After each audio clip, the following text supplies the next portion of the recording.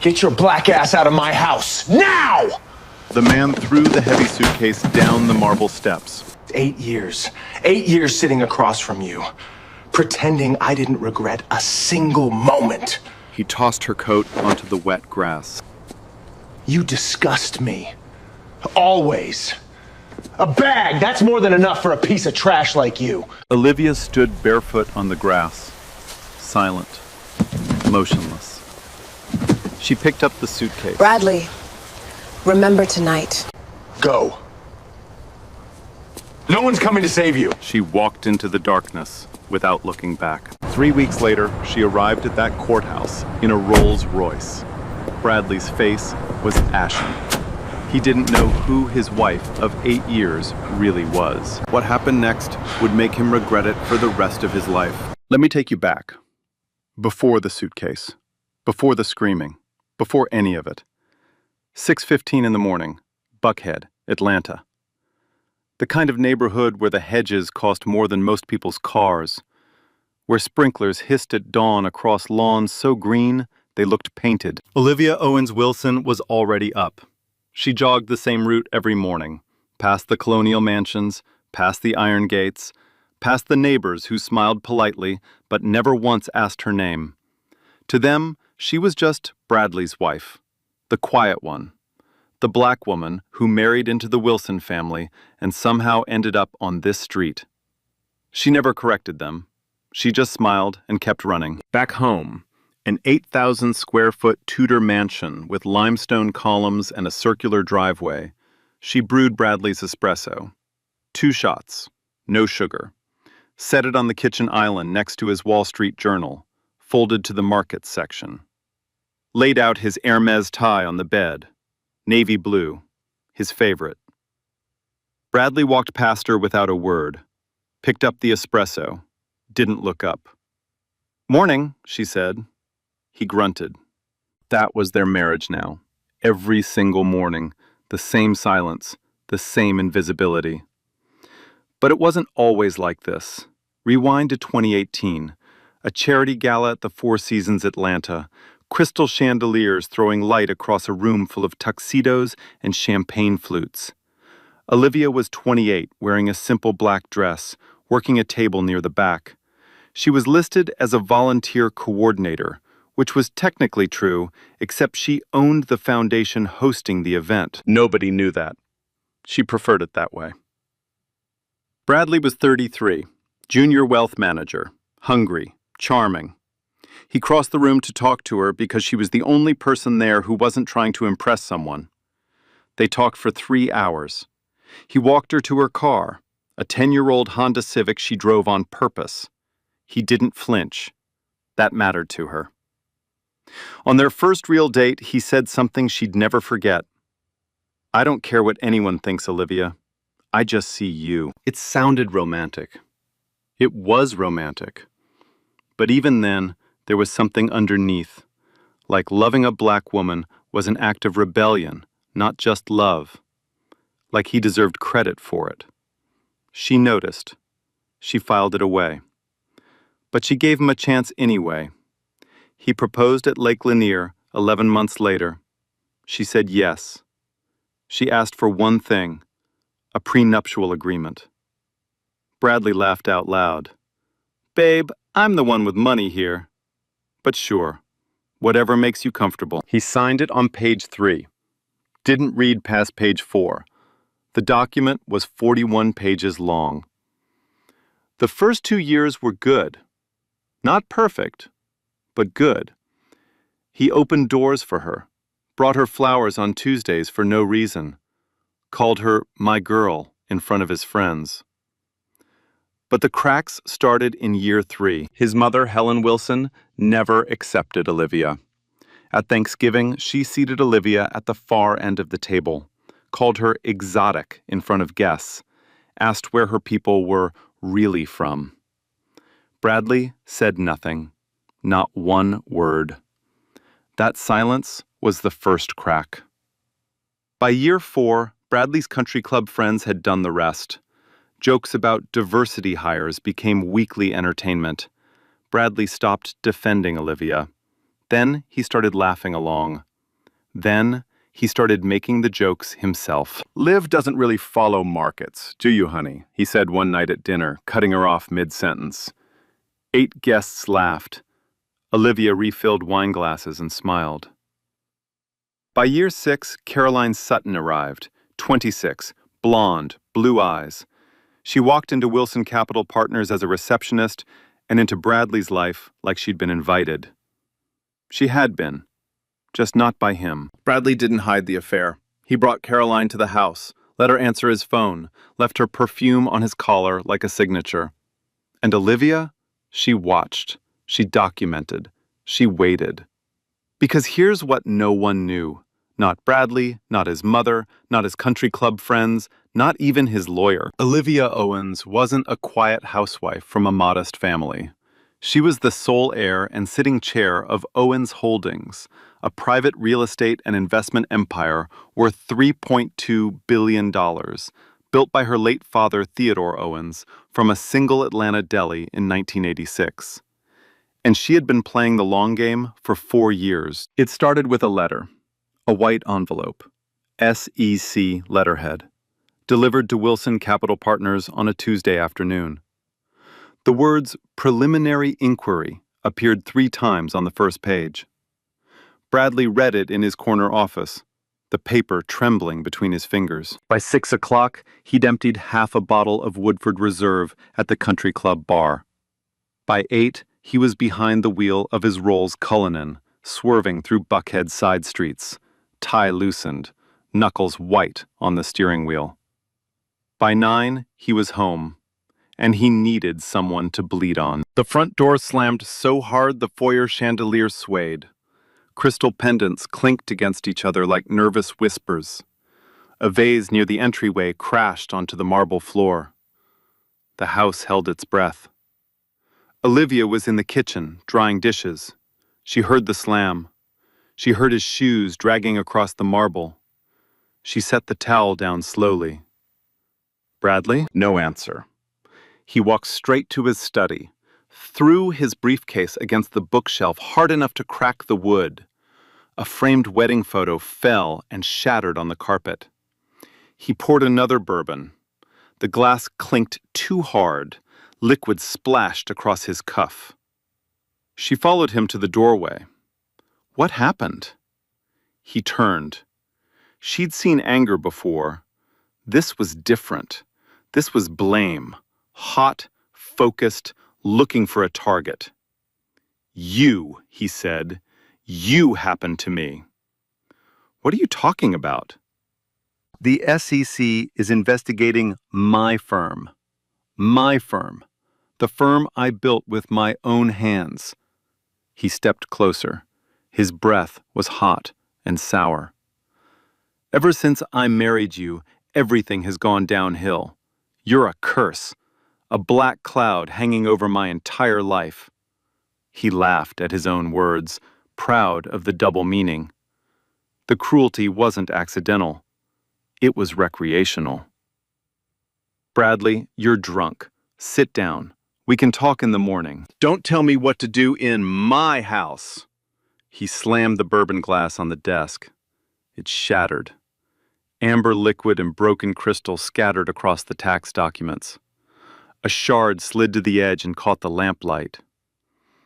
"I should have listened to my mother," he said, voice dropping cold. "She told me from day one. But I was stupid enough to think you were different." "Different from what, Bradley?" "You know exactly what I mean." The grandfather clock in the hallway ticked loud enough to count heartbeats. Then he opened the desk drawer, pulled out a manila folder, threw it at her feet. Pages fanned across the hardwood. Page 14, Clause 9B. Read it. The prenup. "You leave with what you came with, which was nothing. No house, no car, no accounts, nothing." He closed the distance, close enough that she could smell the whiskey and sweat soaking through his collar. "I made you, Olivia. Every dress in that closet, every meal on that table, every roof over your head for 8 years. Me. All me. Without me, you're just another girl from nowhere pretending she belongs somewhere she never did. She looked at him, calm, steady. Are you done? That made it worse. Her calmness enraged him more than any scream ever could. He grabbed the silver locket from her neck, her grandmother's locket, the only piece of her family she wore every day. He yanked hard.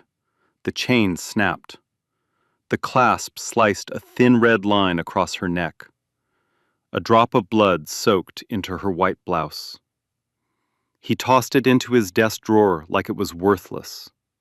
Locked it. Pocketed the key. That's mine now, too.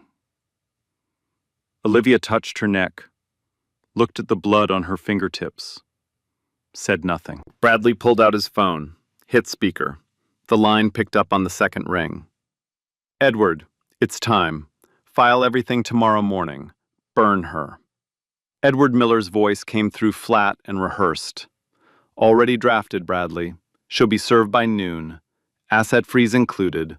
She won't touch a cent. Good. Make it hurt. He hung up. Smiled for the first time that night. Walked past Olivia to the bedroom. Threw open her closet doors. Started ripping dresses off hangers. Dior, Valentino, Chanel, hurling them onto the floor in a heap. You don't get these. I bought every one. Mine. He pulled one suitcase from the top shelf. One. Threw in plain clothes, faded t-shirts, old jeans, a single pair of worn flats. Nothing she'd wear to anything that mattered. Zipped it shut and dragged it down the hallway. The zipper screamed against the hardwood. At the top of the staircase, a figure appeared. Caroline Sutton, silk robe, arms crossed, leaning against the banister with a half-smile that said she'd been counting down to this night for months. She twirled a strand of blonde hair and watched, like it was a show put on just for her. Bradley dragged the suitcase down the marble steps and hurled it onto the front lawn. It bounced once and landed face down in the wet grass. One bag. That's more than you deserve. Now get out before I drag you out myself. He threw her purse after it. Then her phone. It skidded across the lawn and cracked against a stone. And don't even think about the rolls. You can walk or crawl. I don't care which. The neighborhood was fully awake now. Porch lights glowed warm yellow up and down the block. A woman across the street pressed her hand over her mouth. An older man in a bathrobe shook his head behind his curtain.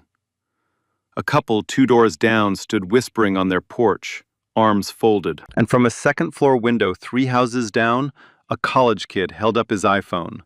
The red recording dot pulsed in the corner of the screen, every word captured.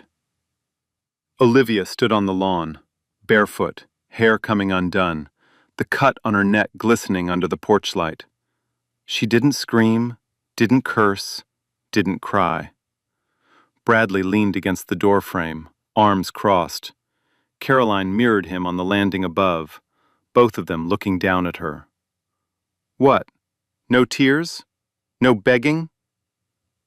The sprinklers across the street hissed softly in the silence. No, Bradley, no tears.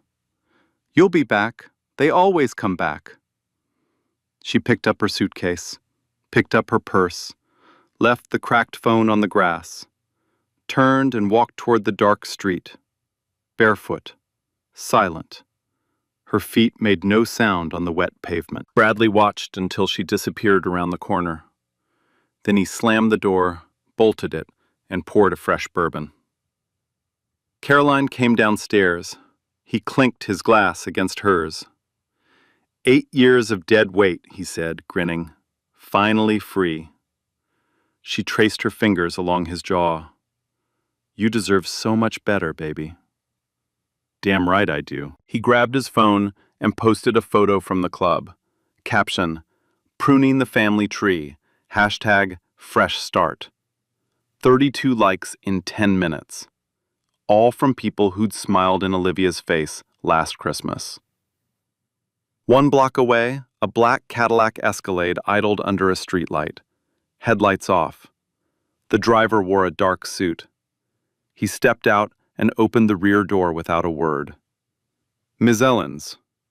Not Mrs. Wilson. Ms. Owens. Olivia placed her suitcase in the trunk, climbed into the back seat. The leather was cool against her bare feet. The air smelled of sandalwood. The door closed with a soft click, the opposite of every slam tonight. The car pulled away from the curb, smooth, silent. Buckhead streetlights slid across the tinted windows like slow gold brushstrokes. And then, alone in the back seat, with no audience, no mask to hold, Olivia cried. Not for the house, not for the clothes, not for the shattered glass on his desk or the rolls sitting in the driveway. She cried because she remembered. The Four Seasons Gala. The way he crossed the entire room just to talk to her.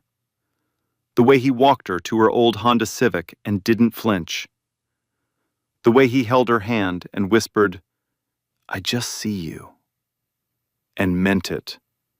Truly meant it. He had meant it once. That was the worst part.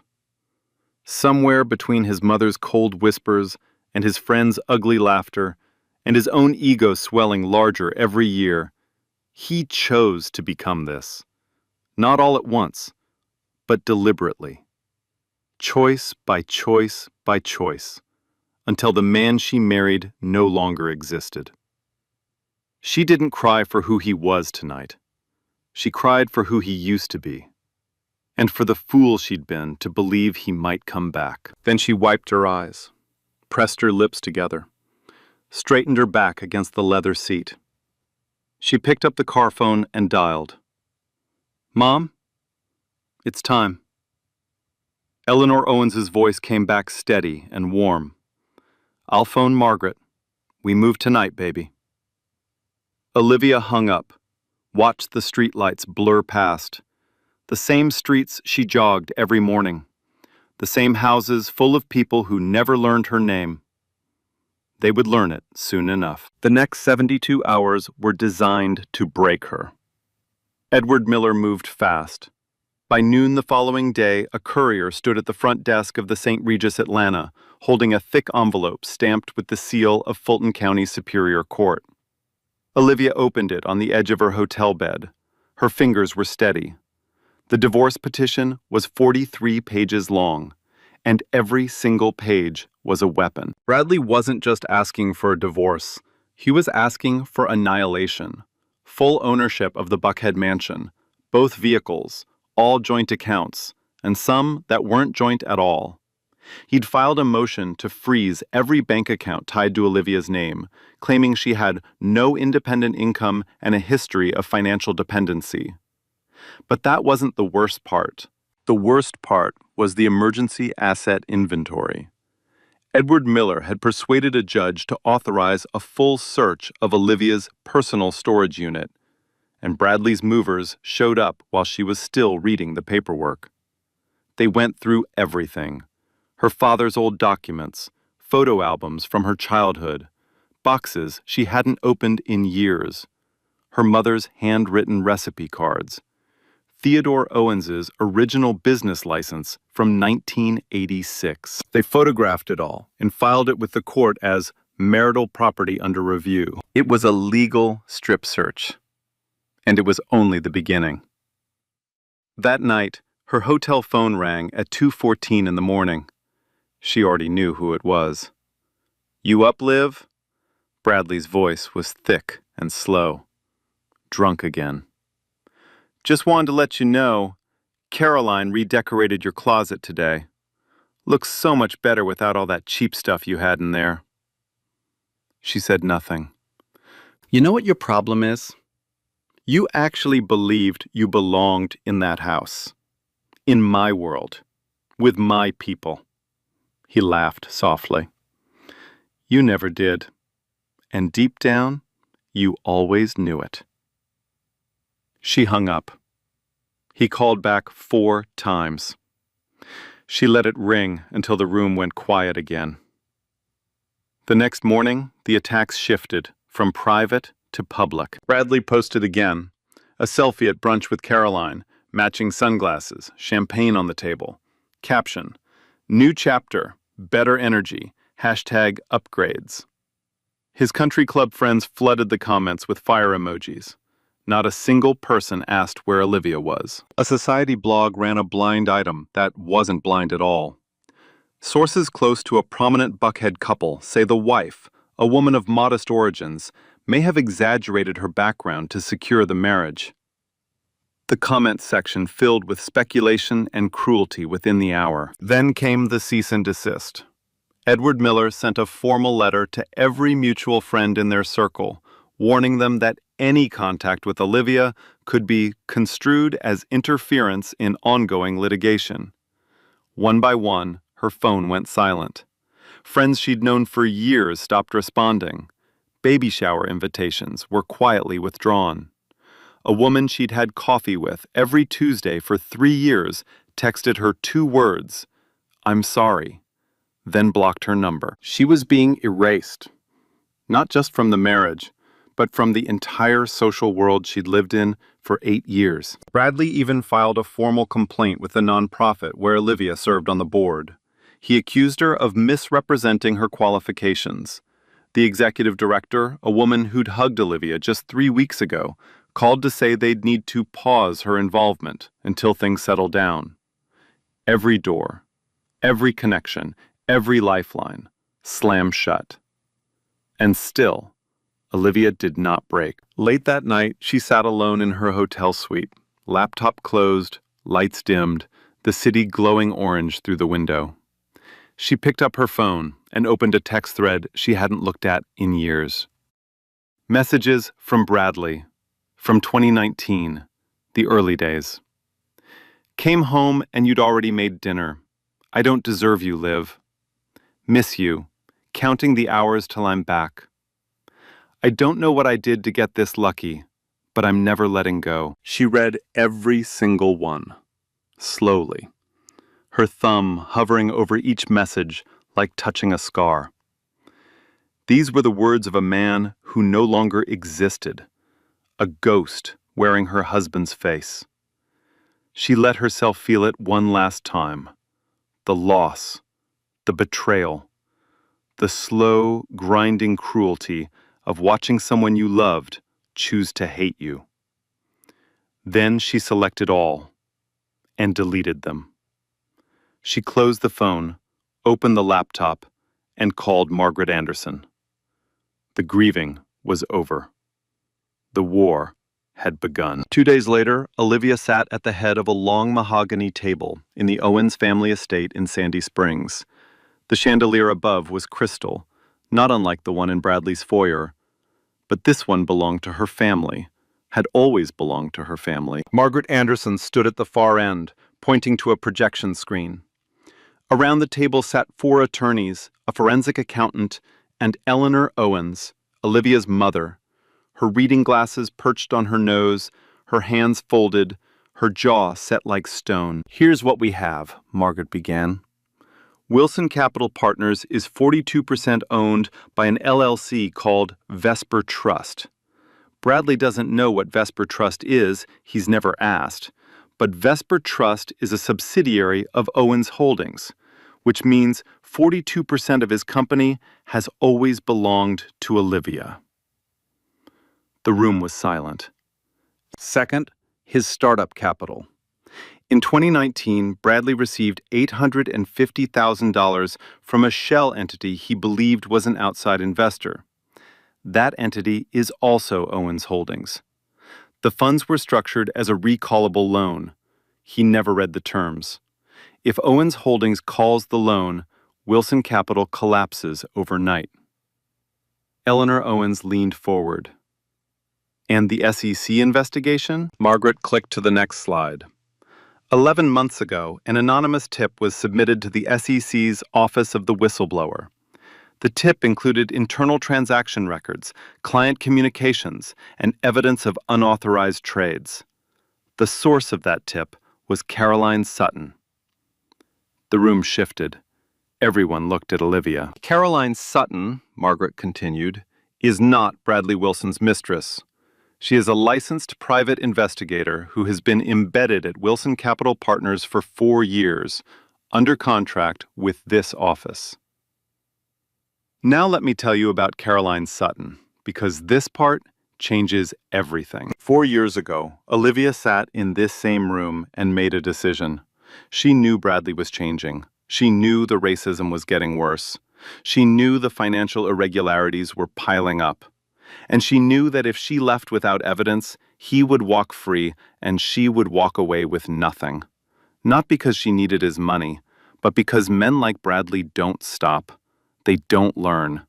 They just find the next woman to destroy. So she hired Caroline, placed her inside the company, gave her one job: document everything. And Caroline delivered. 312 audio recordings, 86 photographs, 4 hard drives of internal emails and transaction logs, a handwritten notebook cataloging every racial slur, every act of financial fraud, every late-night confession Bradley made when he thought no one was listening. Caroline slid a final flash drive across the table to Margaret. Last Tuesday night, after he threw her out, he called 3 of his buddies on speaker, told them he hopes she ends up homeless. His exact words were, "She can sleep on the street for all I care. That's where people like her belong." I recorded every word. The room went still. Eleanor closed her eyes for a long moment, then opened them. "When do we move?" 3 weeks, Olivia said. Her voice was low and even. "Let him file. Let him post. Let him celebrate. The more confident he feels, the harder he falls." Margaret nodded. "We'll counterfile on the day of the hearing. Everything at once. The prenup enforcement, the loan recall, the Vesper Trust disclosure, and Caroline's testimony. He won't know what hit him." Olivia looked around the table. At the attorneys who'd worked for her family for decades. At her mother, whose eyes were fierce and proud. At Caroline, who'd given 4 years of her life to this moment. "One more thing," Olivia said. "I want the Phantom." Margaret raised an eyebrow. "I want to arrive at that courthouse in the Rolls-Royce Phantom, the one my father bought in 2015, the one that's been in climate-controlled storage since the day he passed." She paused. Let the silence settle around the table. "Bradley threw me out and told me to walk, or crawl. I want him to see me arrive. I want him to understand exactly who he threw away." Eleanor smiled for the first time in days. "Your father would have loved that, baby." 3 weeks. That's all she needed. 3 weeks of silence, while Bradley Wilson celebrated his victory, partied with Caroline, posted on social media, and told anyone who would listen that he was finally free of his burden. 3 weeks while Olivia Owens, the woman he called trash, the woman he told to crawl, quietly assembled the most devastating legal ambush Atlanta had seen in a decade. He had no idea. 3 weeks later, Tuesday morning, Fulton County Family Court. The sky over Atlanta was pale gray. News vans lined the curb. Reporters adjusted their cameras. Something big was expected. They just didn't know how big. At 9:15, a white Rolls-Royce Cullinan pulled into the parking lot. Bradley Wilson stepped out in a navy Tom Ford suit, gold cufflinks catching the light. Caroline was on his arm. Edward Miller followed with a leather briefcase and the stride of a man who believed this would be over by lunch. Bradley glanced at the reporters, assumed they were here for him. "Let's make it quick," he told Edward. "I've got lunch at noon." At 9:28, a second car appeared at the far end of the street. Black, long, gleaming like polished obsidian. A Rolls-Royce Phantom, chauffeur-driven. It rolled to a stop at the courthouse entrance with the kind of quiet authority that money can't fake, only inherit. The driver stepped out and opened the rear door. Olivia stepped out. Dove gray Brunello Cucinelli suit. Her grandmother's pearls around her neck. Hair pulled back. Posture straight. Face absolutely calm. Behind her, a second SUV pulled up. Margaret Anderson emerged first, followed by 4 attorneys in dark suits, briefcases, earpieces. They moved in formation. A reporter surged forward. "Miss Ellens, can you confirm Owens Holdings will be making a statement today?" Bradley heard the name. Owens Holdings. He'd seen it on Bloomberg terminals, on the Forbes list. Owens. His wife's maiden name. He looked at Olivia, then at the phantom, then at the wall of attorneys. His mouth opened. No words came out. For the first time in 8 years, Bradley Wilson had nothing to say. Inside the courtroom, Judge Harrison Brooks called the case. The gallery was full. Bradley sat with Edward Miller, who was flipping through his notes with far less confidence than he'd had in the parking lot. Margaret Anderson stood first. "Your Honor, before the petitioner's filings are heard, the respondent has several disclosures and counterfilings to enter." She placed a thick folder on the bench. Reveal number 1. The prenuptial agreement referenced in the petitioner's filing was drafted by the legal team of Owens Holdings on behalf of my client. Mr. Wilson signed without reading beyond page 3. I direct the court to clause 14D. She read it aloud. In plain language, if Bradley unilaterally terminated the marriage, a full asset audit would be triggered, and all investment capital sourced from Vesper Trust entities would be forfeited, with penalties. Every dollar of startup money Bradley ever received would have to be returned. Edward Miller grabbed the prenup and started flipping pages he'd never bothered to read.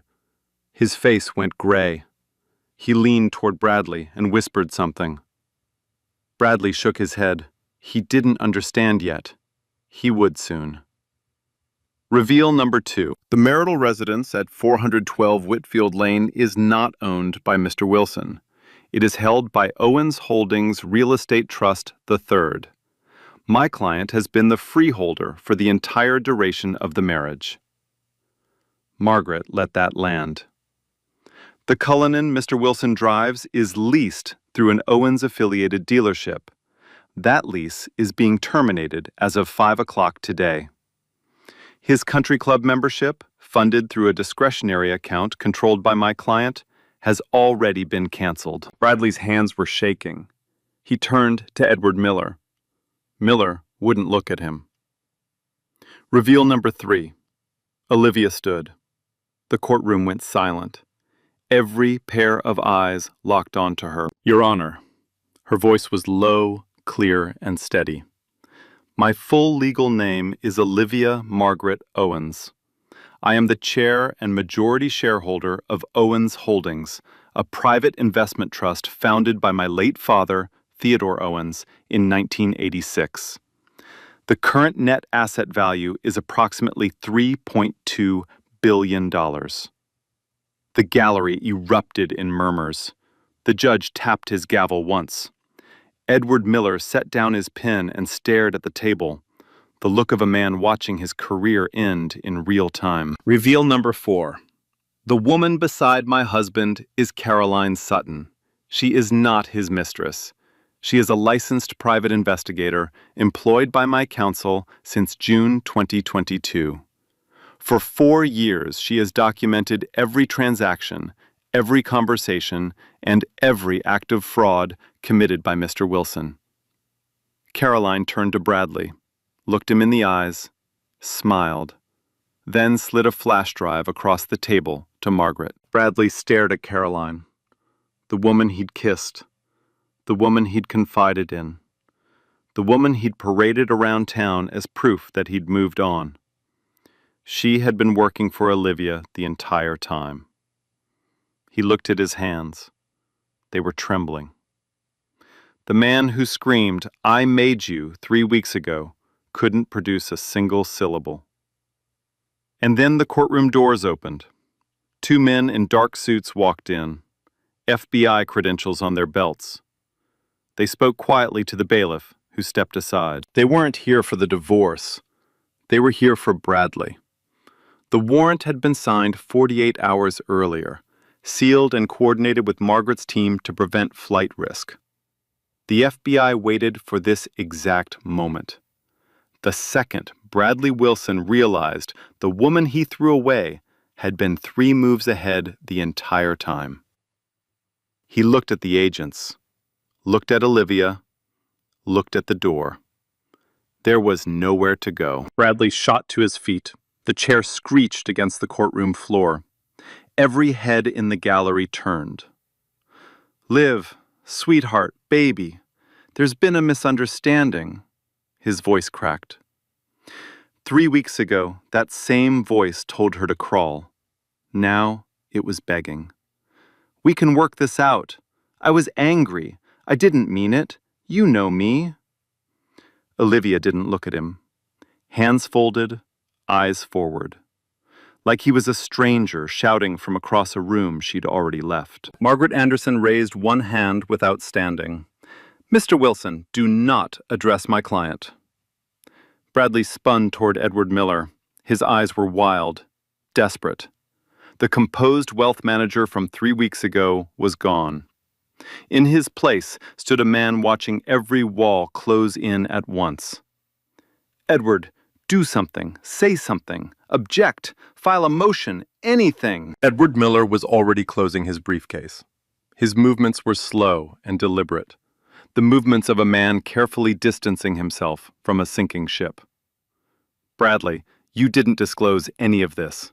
Not the Vesper Trust, not the Owens connection, not the loan." He clicked the briefcase shut.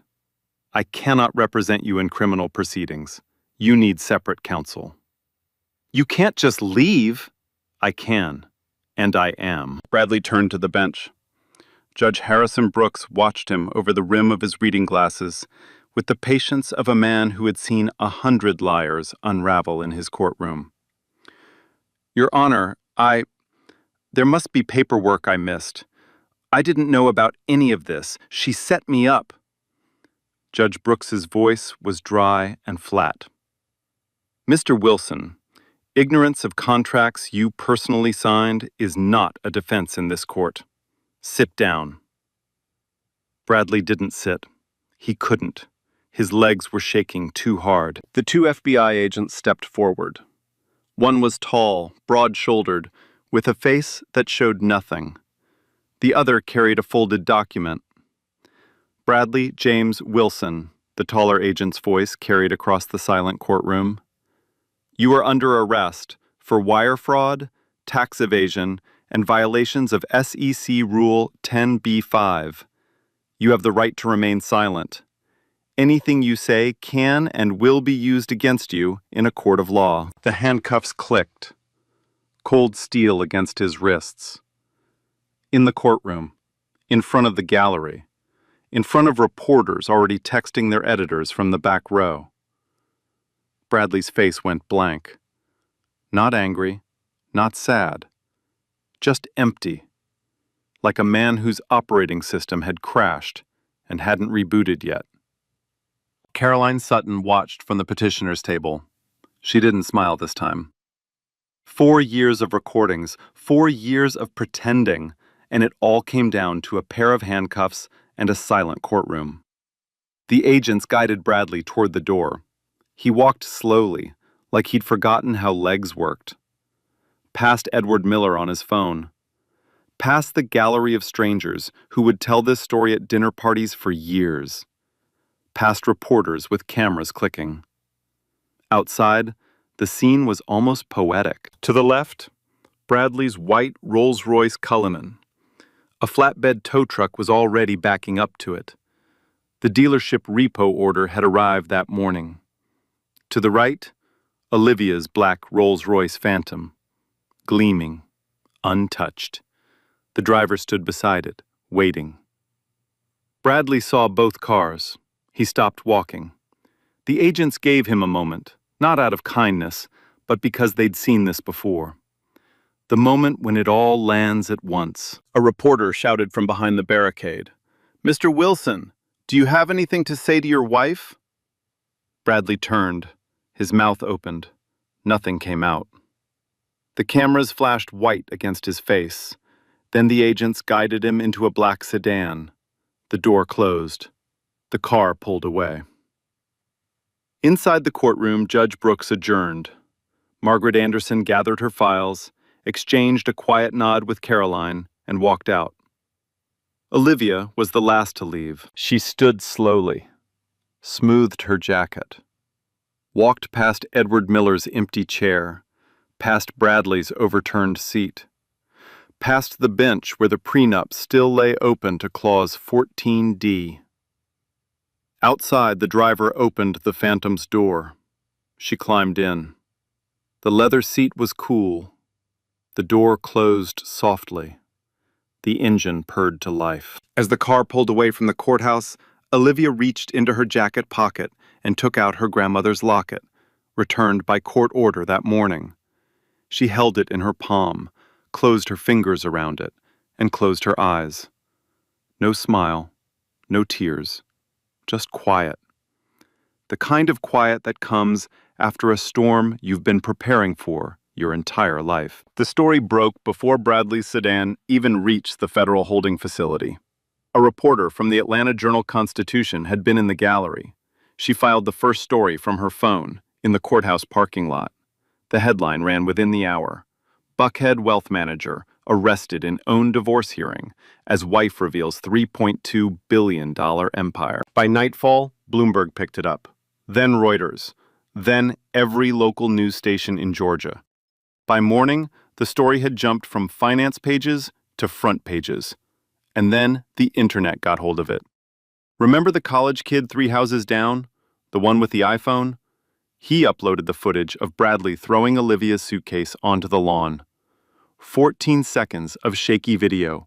A man in a doorway screaming at a barefoot woman standing in the dark. 22.4 million views in 48 hours. The clip was remixed, duetted, stitched, and narrated across every platform. Bradley's voice, "I made you and I'll unmake you," became a soundbite that people used to introduce stories about underestimation, about arrogance, about the cost of looking down on someone you don't truly know. Comment sections exploded. Women shared their own stories underneath, stories of being dismissed, belittled, thrown away by men who had no idea what they were discarding. The video wasn't just viral, it was a mirror. The hashtag #OwensEnergy trended globally for 3 days. By the end of the week, it had been used over 4 million times. And while the internet raged, Bradley's real world collapsed, piece by piece. His former colleagues were first to run. Men who'd golfed with him every Saturday, who'd laughed at his jokes, who'd raised glasses to his hashtag fresh start. They lined up on local news to distance themselves. "We always sensed something was off," one said, straight-faced. They hadn't. Not until there was money in saying so. His country club revoked his membership. Not out of principle, but because every other member threatened to leave if his name stayed on the roster. The 3 Atlanta charities where he'd served on the board quietly removed him from their websites overnight. His own mother, Helen Wilson, stopped taking his calls after a reporter showed up at her garden club asking for comment. Wilson Capital Partners filed for Chapter 11 bankruptcy within 9 days. Clients pulled their funds the moment the arrest hit the news. 3 lawsuits followed, 2 from investors, 1 from a former employee. Edward Miller didn't escape either. The Georgia State Bar opened a formal review of his conduct, specifically the emergency asset search, which a disciplinary panel later called an egregious abuse of legal process. Every pillar Bradley had built his life on, his firm, his club, his friends, his family, his lawyer, crumbled in less than 2 weeks. 4 months later, the federal trial began. United States versus Bradley James Wilson. The courtroom was full every single day. The charges were stacked high. 14 counts of wire fraud, 6 counts of securities fraud, 2 counts of tax evasion, and 1 count of obstruction of justice. Caroline Sutton took the stand for 3 days. She was calm, precise, and devastating. She played recordings. She read emails aloud. She walked the jury through 4 years of documentation, dates, times, amounts, and the exact words Bradley used when he thought no one was paying attention. One recording in particular silenced the courtroom. Bradley's voice, late at night, slurring slightly, talking to a friend on speaker. You know the best part? She thinks I actually loved her. I mean, maybe I did once, for about 5 minutes, but mostly she was just convenient. A nice face to bring to parties, made me look progressive. He laughed. Now she's gone and I don't have to pretend anymore. The jury heard it. The gallery heard it. The journalists heard it. And Olivia, sitting 3 rows back, heard it too. She didn't flinch. She already knew. The defense tried to argue entrapment, that Olivia had orchestrated the entire collapse. The prosecution's response was simple. They played the recording of Bradley telling his friends Olivia belonged on the street, followed by the video of him throwing her belongings onto the lawn. The jury deliberated for 6 hours. Guilty. All counts. The sentencing came 2 weeks later. Judge ruled 11 years in federal prison, $12.6 million in restitution, and a lifetime ban from the securities industry. Bradley stood in an orange jumpsuit, hands cuffed in front of him, and said nothing as the sentence was read. His lawyer asked for leniency. The judge declined. Mr. Wilson was given every privilege this society offers, the judge said. He used them to defraud, deceive, and destroy. The court sees no basis for mercy. The divorce settlement was finalized the same week. Olivia was awarded everything she'd brought into the marriage, which, as it turned out, was nearly everything Bradley thought was his. The Buckhead mansion returned to the Owens Trust. The investment capital was recalled, and the liquidated damages from Clause 14D of the prenup totaled $12.6 million, the same figure, by pure coincidence, as his federal restitution. And then came the detail that the internet would never forget.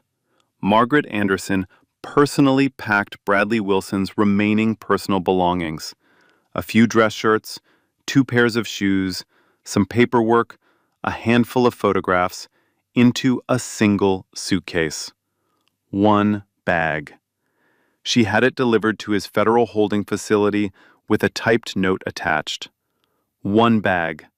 That's more than you deserve. His own words, returned to him. Olivia gave one interview, just one, to a black woman journalist she'd known since college. She didn't gloat, she didn't celebrate. When the journalist asked, "Do you hate him?" Olivia went quiet for a long moment. "I hate what he became," she said finally. "But I don't hate who he once was. And honestly, that's the hardest part, because it would be so much easier if he'd always been a monster. But he wasn't.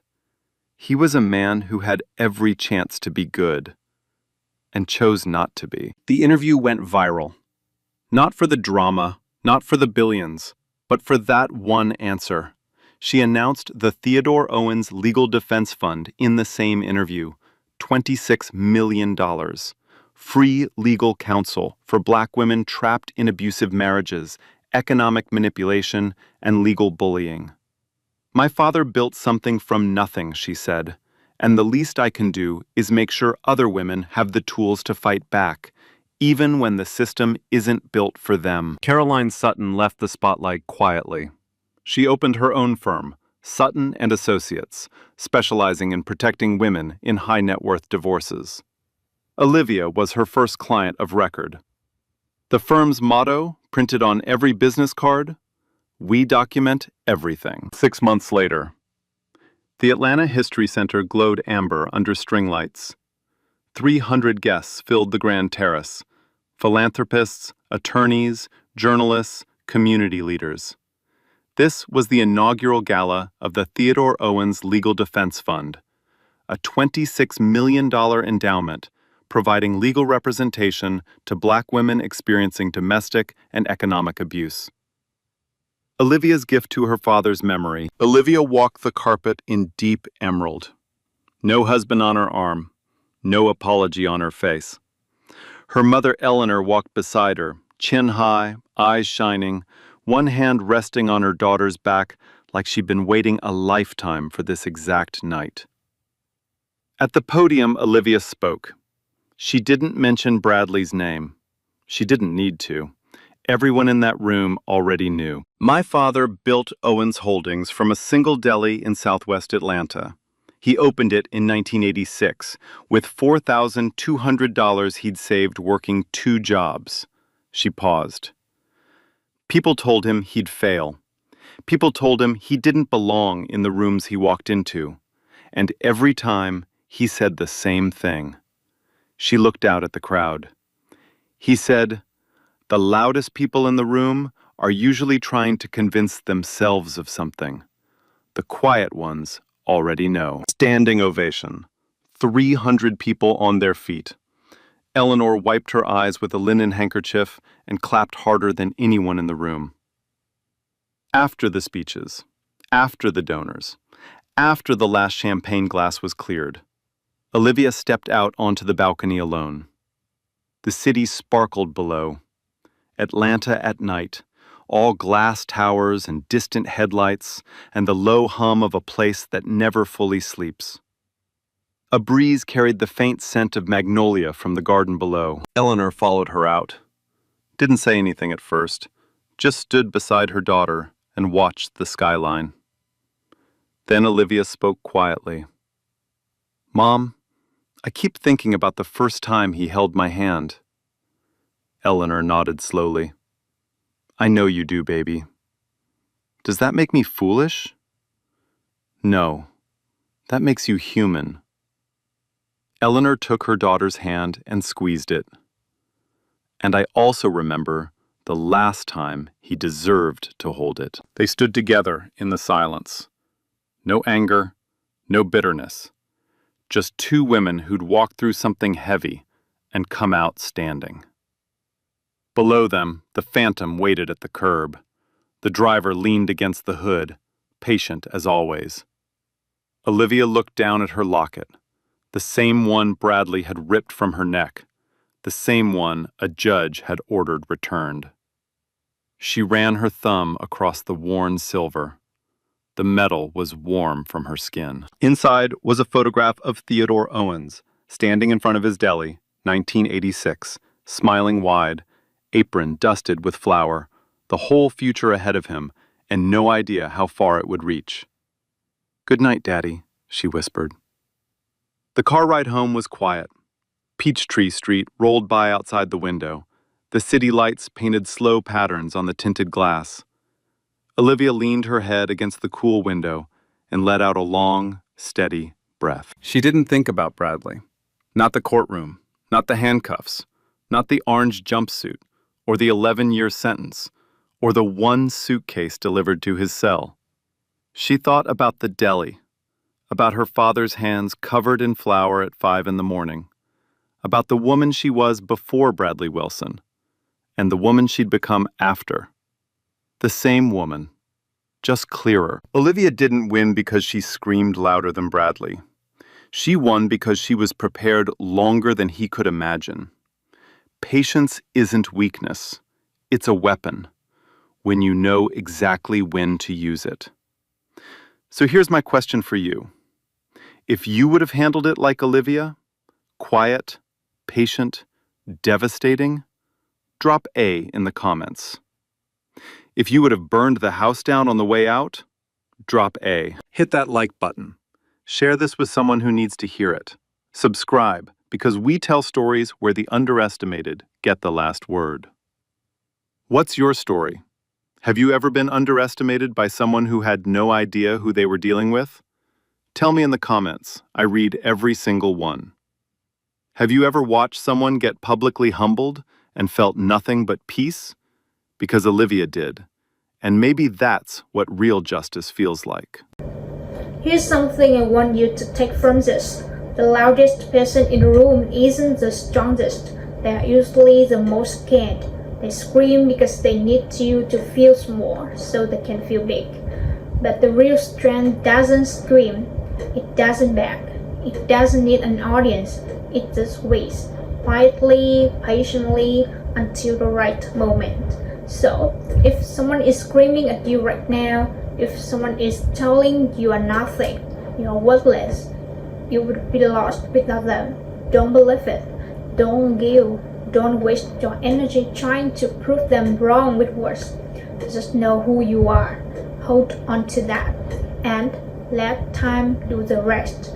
Because the people who threw you away without knowing your worth, one day they will understand exactly what they lost. But by then, you will be so far gone, they won't even be able to see you anymore. Like, share, and subscribe. Real stories, resistance every week. And remember, the quiet ones already know. They don't need to convince anyone. And that's exactly what makes them dangerous.